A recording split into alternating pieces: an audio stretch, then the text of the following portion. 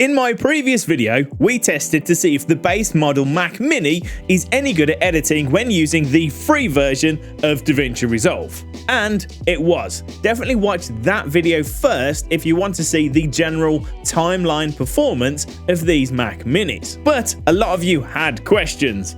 Is it good enough for DaVinci Resolve Studio?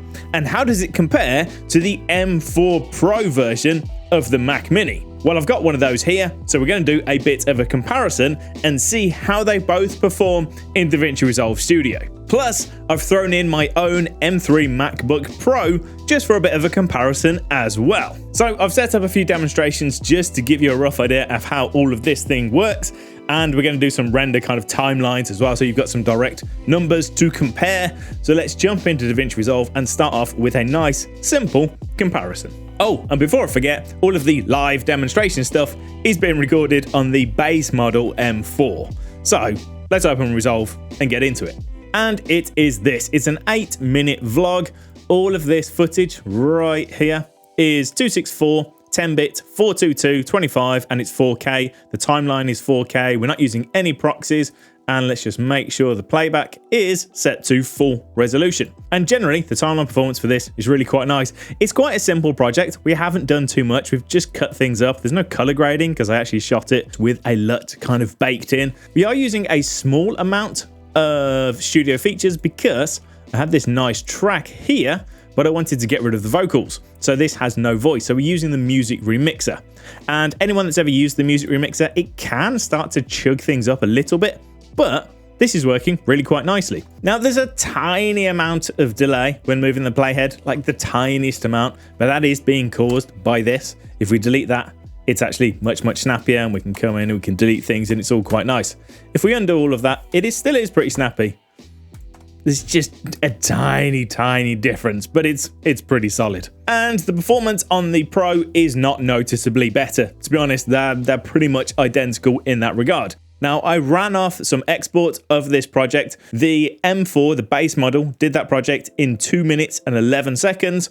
The M4 Pro, 2 minutes and 6 seconds. And the M3 MacBook Pro, 2 minutes and 29 seconds. So all of them were basically identical. Now, as mentioned, there's not a huge amount going on in that one, but it's still an 8-minute 4K project with some decent footage and a little bit of AI stuff going on. So that's not too bad. Now, just sticking in this project for a second, let me just give you another quick demonstration of some of the AI-based audio stuff.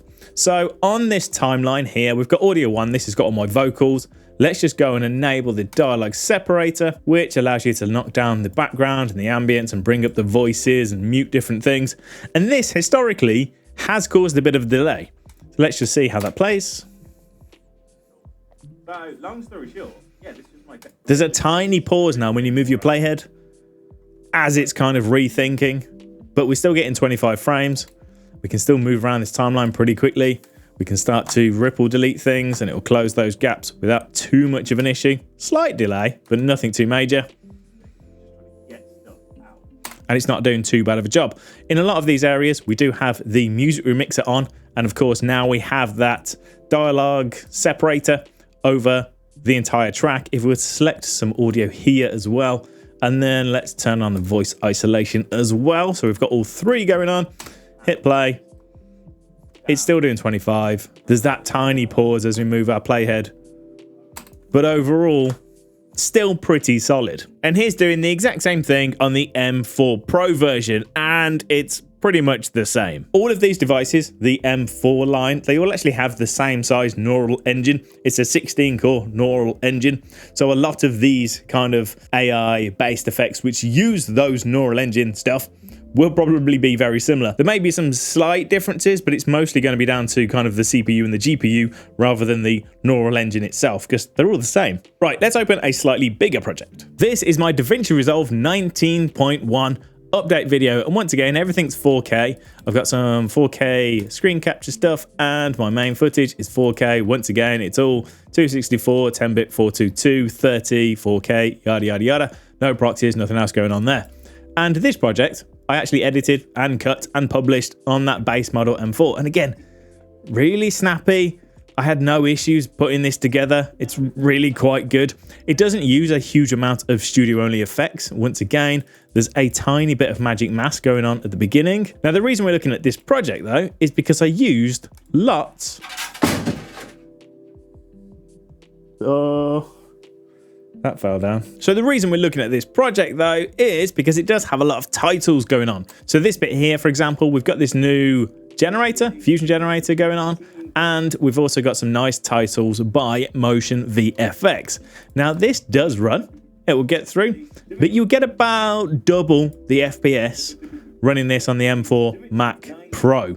So the Pro is faster when it starts to do this kind of fusion-y stuff, and there's quite a lot of that over this timeline. So this is about a 20-minute timeline. The M4 base model did this in 17 minutes and 18 seconds. The M4 Pro model did this in 10 minutes and 22 seconds, so 7 minutes faster, but it still got through it. It just meant you had to wait an extra 7 minutes. So a lot of this video is going to be me saying it really depends how important that is to you. Because how important is that 7 minutes to you? Meh, I mean, that's up for you to decide, really. Something else I'm going to say a lot in this video is this. If we go to playback, timeline, playback resolution, just change this to half. Now, this doesn't generate any proxies. It just lowers the resolution of this preview. And then if we hit play, we get much faster FPS. It almost plays at real time. It kind of skips a few, but it's not too bad at all. And if you do that on both, they both almost have real-time playback, and there's a very, very little difference between the actual timeline performance, again, between the M4 and the M4 Pro.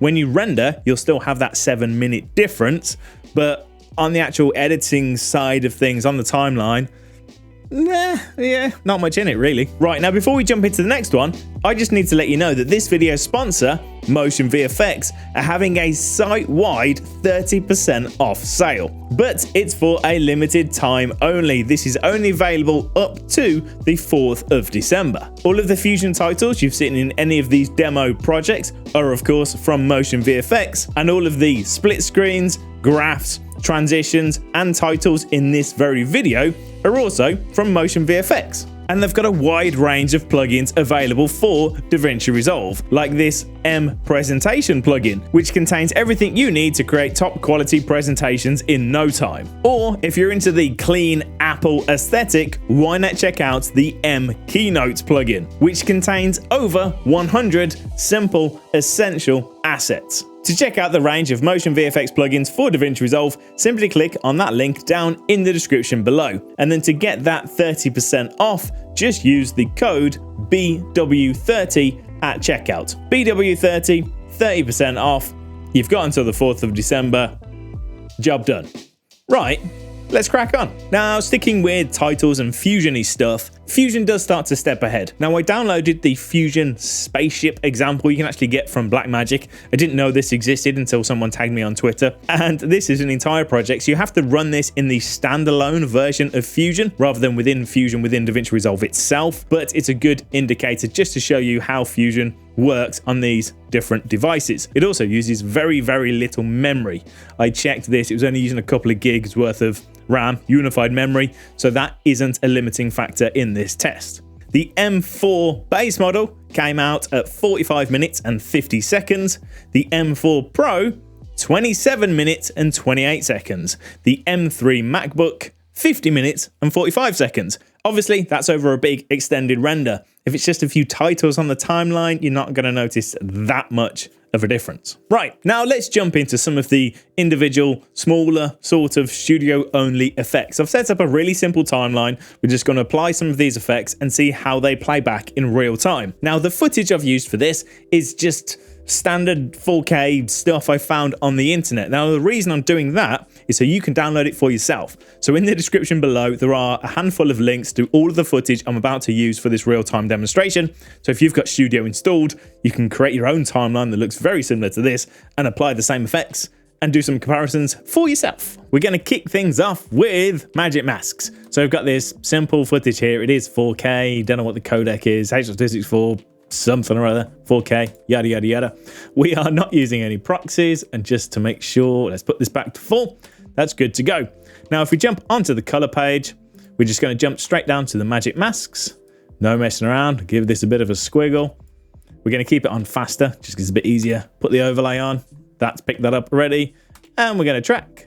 And we'll see what this gets. And so far, after a couple of seconds, we're getting about 9 FPS. It jumps, sometimes it drops to 8, then it sits at 9, maybe it'll hit 10 in a second, then it comes back to 9, but it seems to kind of average out at about 9 FPS. Running the same thing on the M4 Pro does generally net you a few additional frames. Not many, but a couple. Now, once that's done, let's just toggle that off and we'll give it something really silly. Once that is done, if we jump back onto the edit page, it will play back nicely in real time. So once the tracking's done, you can still then come in here and it'll all delete and, you know, you can do all the stuff. Playback is pretty solid. Next up, we've got this footage here and we want to denoise it. Now, using the noise reduction is very, very heavy, and that does prove the case when trying to do it on the M4. So we've got this footage here. We're going to jump into the noise reduction. We'll do 1 frame faster. We'll do 10, 10, and 10, and hit play. And it's going to struggle. It's going to drop frames. Noise reduction, as mentioned, is very, very difficult to do in DaVinci Resolve. It always needs lots of horsepower, and this base model M4 just doesn't quite cut it. Now, the M4 Pro does fare better. We can get 1 frame in real time. We can go all the way up to 3 frames and still get real time. But then when we go to 5 frames, we end up at about 20 FPS. So we do then start to lose some frames, but it is better than the base model M4. The same thing applies if you're using the spatial noise reduction as well. This is all just a little bit heavy for the GPU within this base model M4, and it does start to stretch the Pro version as well. But once again, like I mentioned previously, there is kind of a solution. So if this was me, let's leave it on 5. Why not? I would zoom in. This is not a great example because this footage is not very good. It's all compressed and horrible, but I wanted to so you could download it as well. And let's say that we tweak this just a small amount and we said, yes, we're happy with this. But obviously we only get a few frames per second. But we've done all this at the full resolution of the playback. We're happy with it. We can then just come down and go, right, half. And now we're back up to 25 frames. We're back into real time. And we go into the edit page, we can wiggle around and this plays back absolutely fine. We can copy, we can cut, we can do all sorts of stuff, and it's good to go. So when you're trying to preview it back at the full resolution, it really drops the frames. You can then set it and change it to half and then play back, and it's not too bad. So again, that kind of comes down to you and how much of a priority that sort of thing is. There's a very quick and easy solution to get it to play back so you can cut things together nicely on the timeline. Just bear in mind, when you do render that, it is going to be at that less than real time frame rate. So it's going to be considerably slower. SuperScaling is very, very similar. So this is the 2x enhanced, and we're getting about 6 frames. This is at the full resolution. We can go to 2x, and we get real time. If we go to 3x, we're back up to real time. And if we go to 4x, these are the non-enhanced versions, we drop frames. It says 25, but it looks slightly janky. I think it's dropping a couple, even though it says 25. Well, you know, it's close. Now, the M4 Pro does fare a little bit better. The standard 2 and 3 are absolutely fine in real time. 4 is pretty good. It's very, very close. Again, it looks slightly choppy, even though it's saying it's real time. And the 2x enhanced drops us to about 11 FPS. Onto the film look creator, just dropping that on there, leaving it as the default 65mm. Hit play, and we're going to drop some frames. So this is running about 10 FPS. It says it's caught up to 25. If we go to the color page, we can usually get a more accurate reading. Yeah, it's not. We're running at about 12-ish FPS. On the M4 Pro, I'll do a little side-by-side here. You can see it is quicker, but it's still not real time in this example. Now, a lot of this is simply caused by the grain. If we toggle that off, we will get more frames. Still not real time. Or it's having a think, close to real time, but not quite. And then halation, we disable that, and we're back up to real time. So you can use everything with the exception of those two. Those two start to kind of trip it up, and that's when you start to lose some frames. Whereas on the M4 Pro, once you've disabled grain, you do jump back up to the real-time playback. But of course, on either, you could change that playback resolution to half once again and get real-time on both. And last but not least, speed warp. So this clip here has been slowed down to 20 and it's got optical flow on there at the moment. and that'll play back with no issues. If we go to the motion estimation, speed warp faster, hit play, and we're going to drop a lot of frames. So we're only going to be sitting at a couple 2.5, 3-ish FPS on that one. The M4 Pro, not much better. It's double, so technically it is better, but it's still only 4 FPS. Now changing this to be speed warp better, which is better, but it's obviously considerably harder to run.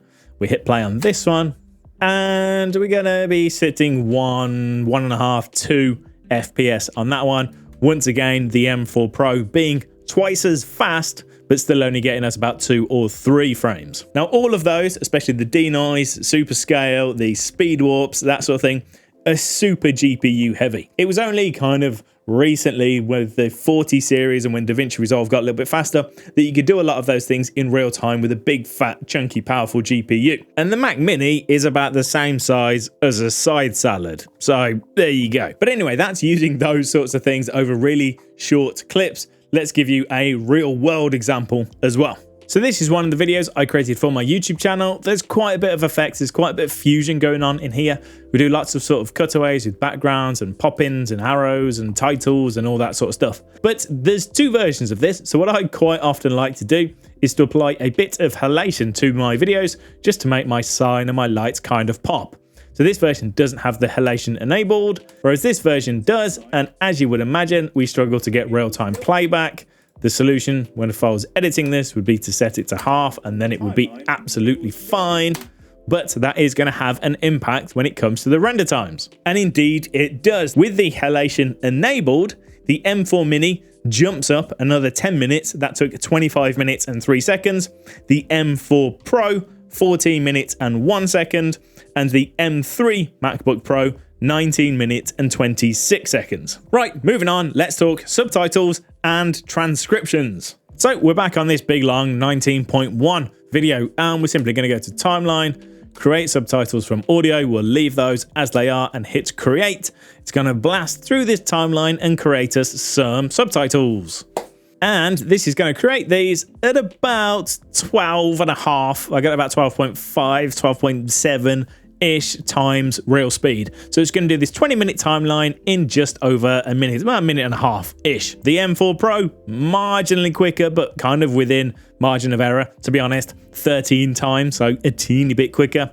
And the M3 MacBook Pro, slower at about 10.7. Now running the transcriptions, this is quite a long clip here. Let's just go to the transcriptions, clear it to make sure it's not already there, and we will transcribe this.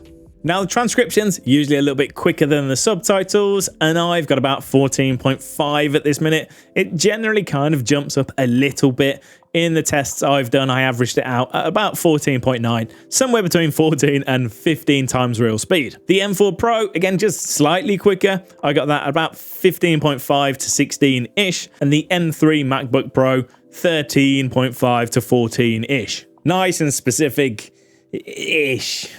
Ish. If you're worrying about a 0.5 in terms of transcriptions,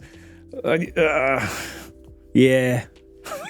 Now, to finish this rather long, nerdy video out, we've got a benchmark, a big, juicy benchmark by our lovely friends over at Team 2 Films. So if you're not following Team 2 Films and you like DaVinci Resolve, head over there, give them a like and a subscribe because they do some really good stuff. And this is the big, chunky project. Now, there's actually 3 timelines. This is the CPU one. This is all red footage, 24 of varying resolutions. Some of it's 8K, some of it's 6K. There's kind of bits in between, but it's all really high resolution red footage.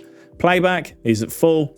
We're not using any proxies, and we can scrub through this timeline really quite nicely. We can hit play, we can come through and we can delete things and it will close the gaps. Once again, all nice and quick. The timeline itself is 4K. Yeah, and this is all on the base model. It whips through nicely. There's a mixed timeline as well, which has just different video codecs of different resolutions. So we've got ProRes, we've got Red on here, we've got something else, don't know what that one was, loads of stuff. And again, we can whip through this quite nicely. It's a little bit slower, but then there's also a really heavy GPU timeline. Now things start to slow down quite a lot on this because this is some 6K Blackmagic RAW with a depth map on it. And if we try to play that, it's really going to struggle. as you can imagine. And over here, we've got sort of speed warps, and we've got some 6K ProRes, and we've got 8K, whatever that is, all with different sorts of effects going on. The base M4 did the GPU timeline in 14 minutes and 22, the M4 Pro taking just 10 minutes and 3, the M3 MacBook Pro 11 minutes and 35. And for some additional context, Leon from Team 2 Films gave us his results from his M1 Max, which ran that one out in 7 minutes and 9. The CPU timeline, the base M4 7 minutes and 16, the M4 Pro 4 minutes 38, the M3 MacBook Pro 5 minutes 33, and the M1 Max 6 minutes and 23. And finally, the mixed timeline, the base M4 10 minutes 47, the Pro 5 minutes 39, the M3 MacBook Pro 7 minutes 27, and the M1 Max 6 minutes and 15. So that kind of sums it up nicely. The M4 Pro is considerably faster in certain areas, being twice as fast in some of those benchmarks. But at the end of the day, the base model M4 is probably enough for a lot of people, and it will chug through pretty much anything you throw at it. You might just have to wait an extra few minutes when it comes to the rendering times. In terms of actual timeline performance, there's very little between them. You can use a lot of those AI kind of audio effects with no real issues. The M4 Pro will only really start to jump ahead when you're doing lots of heavy fusion stuff, or you're using lots of GPU heavy features like noise reduction, SuperScaling, and speed warps, and that sort of thing. But it's also more than twice the price. You are getting more unified memory and more storage as well, but still, you're spending £1,400 rather than £600. So you just need to decide whether that additional cost is worth it, or whether you're quite happy with the performance of the base model and you'll just go and have an extra cup of tea while it renders. It's kind of entirely up to you. Now, neither the M4 nor the M4 Pro are going to win in a horsepower race against a decent modern GPU. The benefit of these, the real place where they shine, is just their ability to decode footage, which is why you get such buttery smooth playback and performance on the timeline. But when it comes to those GPU enabled effects, a big chunky GPU is going to be more efficient at doing those. My PC, for example, can run real-time noise reduction and real-time speed warps and all that sort of thing without really breaking a sweat. But it's also a 4080, which is twice the size of this thing and probably uses twice the power on its own. So there you go. That kind of summarizes these little Mac Minis. They're really nice devices. They are good enough for DaVinci Resolve Studio. The M4 Pro is a little bit better in certain areas, so it depends exactly what features of Studio you wish to use. The GPU is the weaker element. The CPU is really, really impressive. I still think the £599 version is a really nice entry point. And it's really small. And it's quite nice to just have on your desk, making no noise at all, whipping through your edits. So there you go. That kind of summarizes it all in a nutshell, I think. I apologize if this ending was a bit waffly, but hopefully it's given you enough food for thought. Let me know any comments, feelings, and whatever else down in the comments below. Like and subscribe if you are new here. Thank you for watching.